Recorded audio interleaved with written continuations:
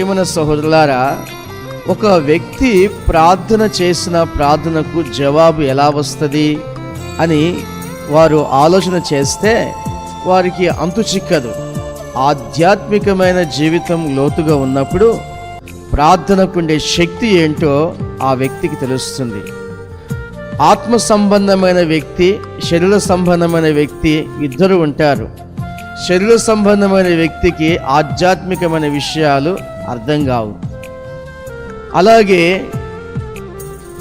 ఆధ్యాత్మికంగా లోతుగా వెళ్ళే వ్యక్తి శరీర సంబంధమైన విషయాల్ని పట్టించుకోడు.